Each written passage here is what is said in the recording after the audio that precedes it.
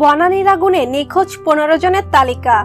রাজধানীর বনানীর 17 নম্বর রোডের FR টাওয়ারে ভয়াবহ অগ্নিকাণ্ডে এক শ্রীলঙ্কান নাগরিক সহ 7 জন নিহত হয়েছেন। এছাড়া এ ঘটনায় 15 জন নিখোঁজ রয়েছেন বলে জানা গেছে।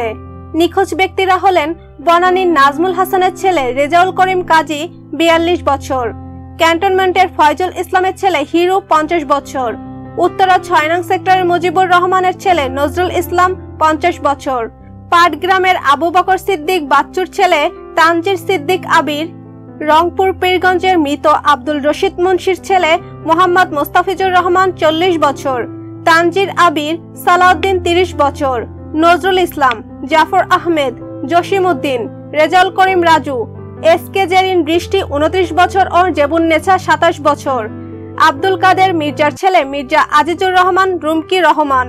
আর এ ঘটনায় নিহতরা হলেন কুর্মিটোলা হাসপাতালে শ্রীলঙ্কার নাগরিক নীরস, ঢাকা মেডিকেল হাসপাতালে আব্দুল্লাহ, গোপালগঞ্জের কাশিয়ানী উপজেলার বালুগ্রামের নজরুল ইসলামের ছেলে পারভেজ সাজ্জাদ 47 বছর বনানী ক্লিনিক, দিনাজপুর জেলার বালিয়াকান্দি উপজেলার আবুল কাশেমের ছেলে মামুন ইউনাইটেড হাসপাতাল, আমিনা ইয়াসমিন 40 বছর অ্যাপোলো হাসপাতাল, মাকসিদুর 66 ও মনির 50 বছর।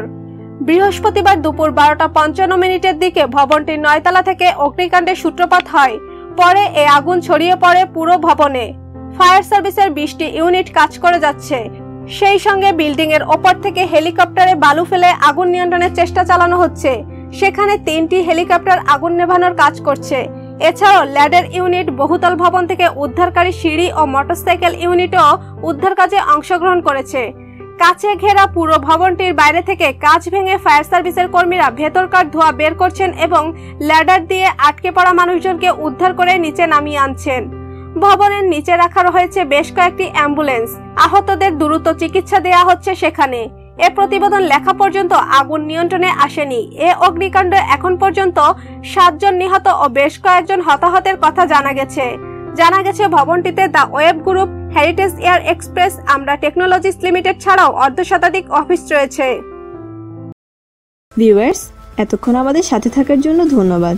ভিডিওটি ভালো লাগলে অবশ্যই লাইক, কমেন্ট, শেয়ার করবেন। তার আগে অবশ্যই আমাদের চ্যানেলটি সাবস্ক্রাইব করে আমাদের সাথে থাকুন।